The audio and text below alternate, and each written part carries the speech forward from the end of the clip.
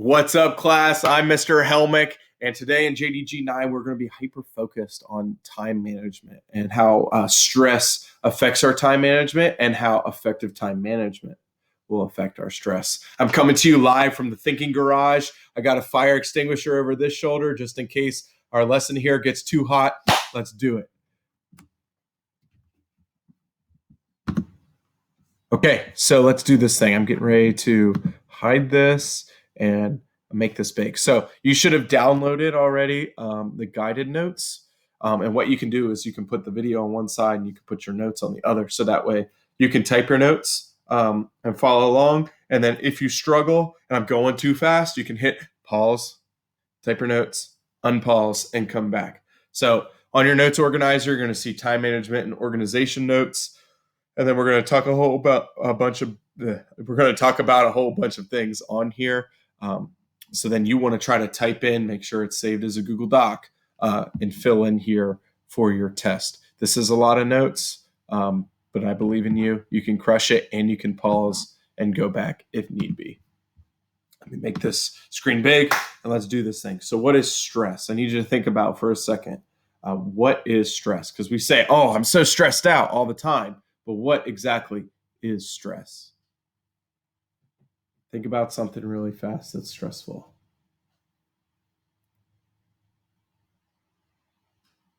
Oh, my stress is I can't grow hair. Let's go.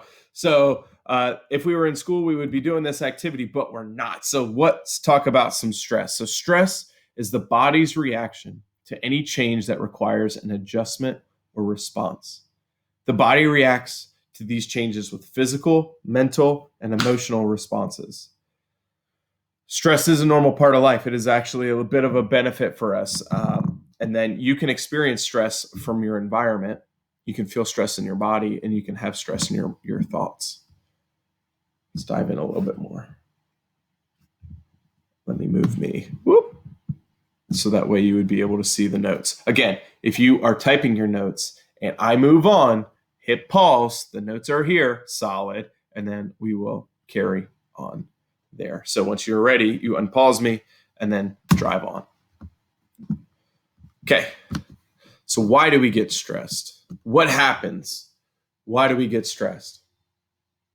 And I can tell you one of the ways that I get stressed is because I don't plan my time effectively. And if I don't plan my time effectively, then I ran out of time, and that's when I start to get stressed. Okay, so there are two different types of stress. There's good stress versus bad stress. So let's look at good stress. So eustress, good stress is like you take a vacation, you're going somewhere new, you kind of like are jittery. You win a sports game, you're like, yes, let's go. You get a good grade, or you're pushing yourself to get that good grade. You got accepted to college, you're like, let's do this thing. I got brains. Versus bad stress, which is like, crap, I failed a class. I lost my game. I'm in a position where I'm helping my parents pay bills, or I didn't get into my college. Like, there's a difference in that type of stress. One stress feels really good and the other doesn't, not as much. So how do we prevent distress? At this time, we would have spoken about how we prevent distress. But the main way to prevent distress is time management and organization. Woo! So are you managing your time wisely? Think about that for a second. Do you think you could have done better on a task or project if you would have had more time? Do you consistently miss deadlines? Do you consistently ask for extra time to get your work done? Do you pull all-nighters ever to rush to last minute to get things done? And I can tell you, in a business, running and operating our business, that managing my time wisely is like the hardest piece of that, because there are so many different demands for our attention. So what is time management and organization? So time management is the ability to plan and control how you spend the hours in your day to effectively accomplish your goals. Poor time management can be related to procrastination as well as problems with self-control. And then organization is an organized body of people with a particular purpose, especially a business or society or an association. This is where we all come together, and due to that organization, then we can start to drive forward and get a whole bunch of stuff done. And those people also help us with avoiding procrastination.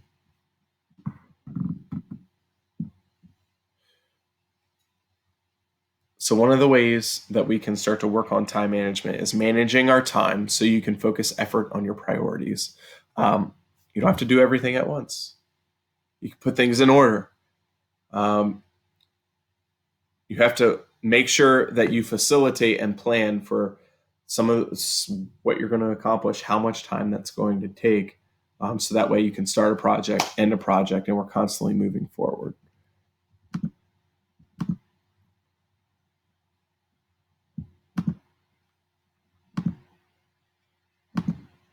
Okay, planning and prioritization. So we're going to talk about planning and prioritization. So when we're diving into that, what are values? So values are those things that truly are important to us.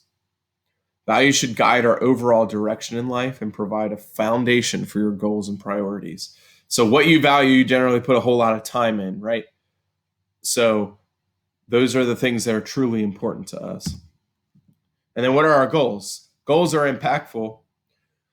They result from accomplishments that we want to achieve. Like our goals is like, okay, I want to get this done. And then I need to make a step-by-step plan of how I'm going to get that done.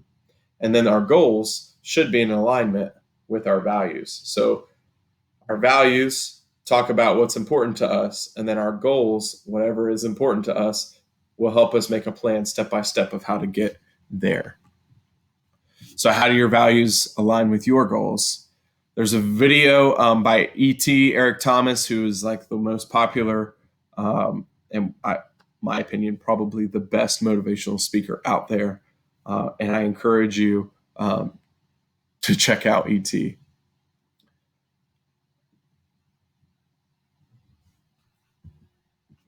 Okay, so let's talk about responsibilities. So there are student responsibilities,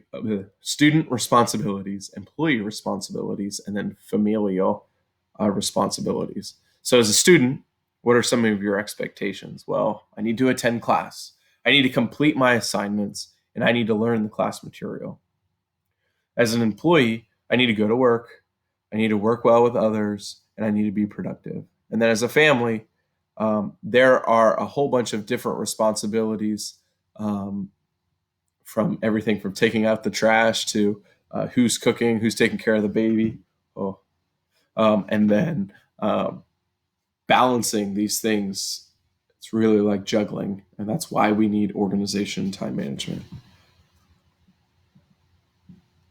Okay, hyper-focus is exactly what I just said. So part of being responsible is being organized.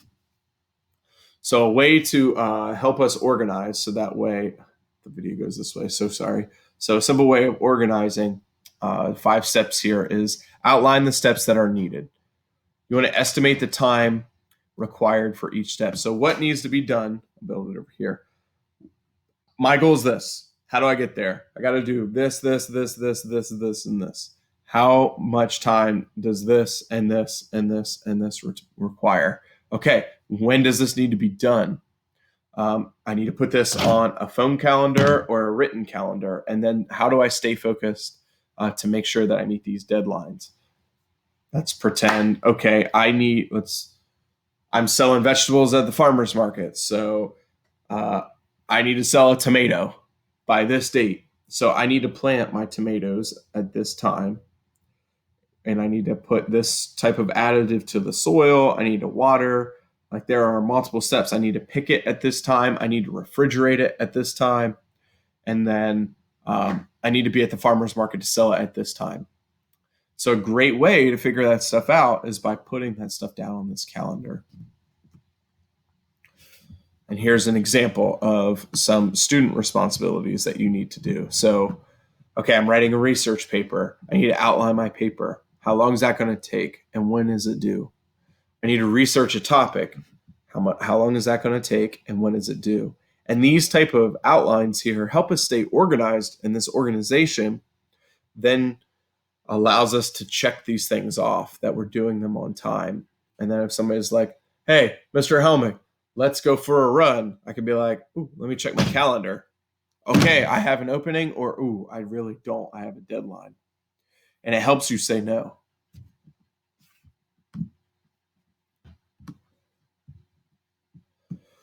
That's why it's important to understand these steps. So, sticking with the plan, make sure you know what steps have to be done in order to complete your project. You need to know how much time it's going to take you. You need to plan enough time to get the work done, because you don't want to earmark a really tiny amount of time, then you don't get the work done. Then, boom, I got to go to work. You need to schedule time into your calendar to allow you to complete each step. Because, again, let's say you got to do work on the computer, right? The computer doesn't instantly have it up. If I give myself 30 minutes and the computer takes 3 to boot up, then I got to launch the program, and then I got to start doing the work. Or after the program's launched, then I got to do research. Then I start typing. That 30 minutes might be gone. So that's what the schedule is for. And we want to prioritize our time to get work done according to our plan.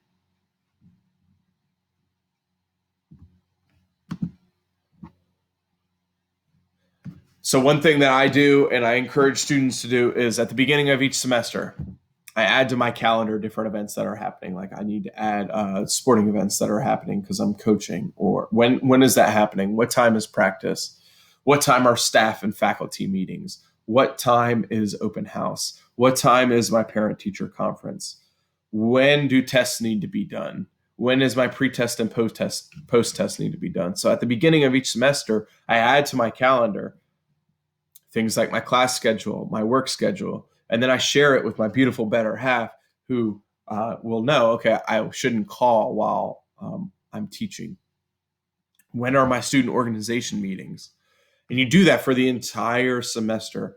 You're like, man, that's a lot of work, like inputting these things, but it pays dividends. So that way, when stuff pops up and it's like, hey, you want to go do this thing? You're like, no, I can't because I don't have time.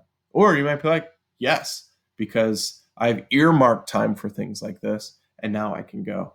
So set aside some time each week of the semester to complete your schoolwork. You should probably block that out too. You may need to block out 6 or 8 hour blocks each week. This will ensure that you always have time. And when I was running at the University of Kansas, I would be in class for 5 hours a day. I would be practicing 2.5 to 3 hours a day.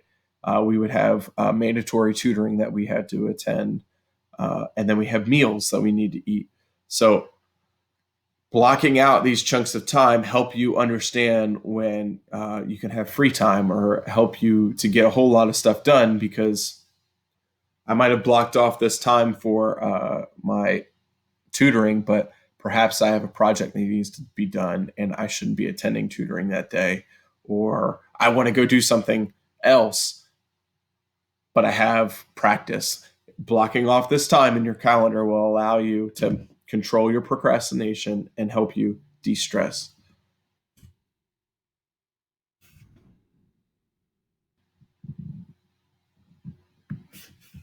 Okay, so how do we organize our days then? We've started to organize our semester. So what do our days look like?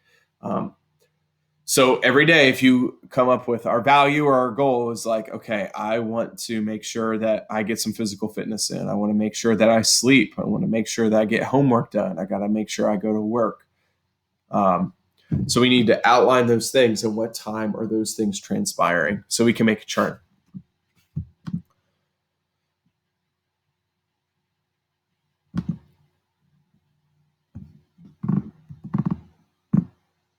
Okay. So organizing home and school.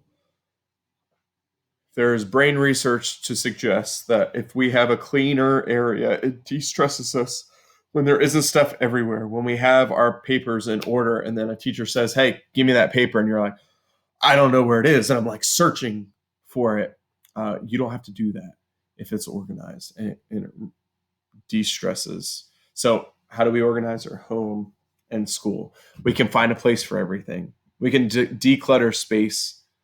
We can get rid of things that we don't need. And believe me, we all have things that we don't need. We don't need to get any more unnecessary items. We can put things back after we use them. We can start to split up chores of who has to do what, and then start labeling where things are.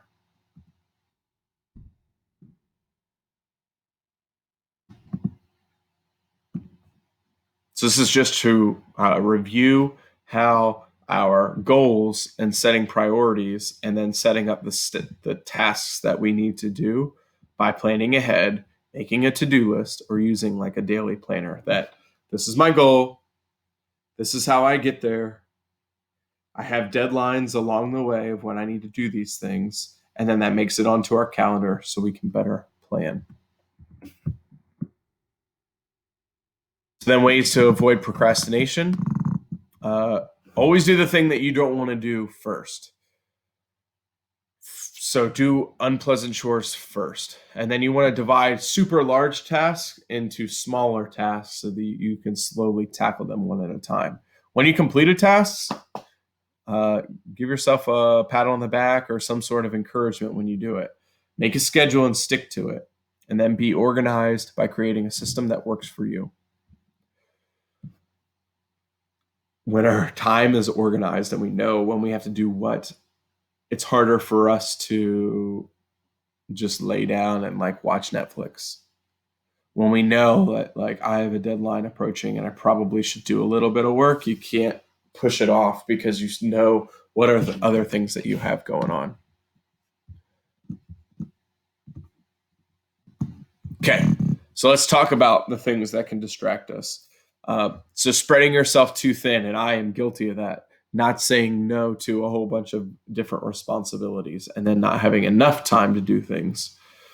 Being afraid to delegate or ask people for help. That was something that I used to struggle with, is not asking others for help because I was like, I have to be the one to do everything. Not saying no, procrastinating period, being like, I have a week to do that paper. Going on social media or playing video games or watching TV or our overall cell phone use. This is one of the biggest distractors that we could ever have. So we have to earmark the time. Are you a producer or are you a consumer? Are we producing stuff by using this as a tool, or are we a consumer and we're just mindlessly scrolling to see the latest and greatest whatever that's on social media?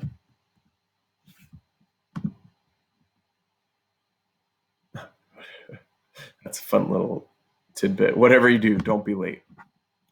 So ways to not be late to work. Make sure that you prepare in advance. Set an alarm. I set 2 alarms. I set first alarm to start waking me up, and then I set an alarm when I need to get up. Allow for unexpected things like, oh my, the car didn't start. What do I do? Or, oh my, there's an accident. And Waze or Google Maps will notify you on your travel route if there's going to be something in your way. The Army loves this, and that's wake up even earlier. So they give you an opportunity, but if you miss that time hack when you're supposed to be there, the next time you're going to get a wait earlier, and you're going to be waiting there for an hour before you need to leave. And then one thing you can do is like plan your outfit the night before so you don't wake up and you're like figuring out, what am I going to wear?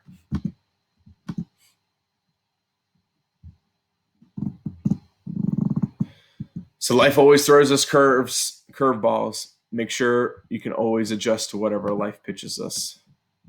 And on that note, kiddos, you are rock stars. Make sure you complete your notes. Awesome. Thank you so much for watching. I'm Mr. Helmick. This is so cool that you guys have gotten time management done. Make sure that your notes align with the video and the PowerPoint that's on Schoology.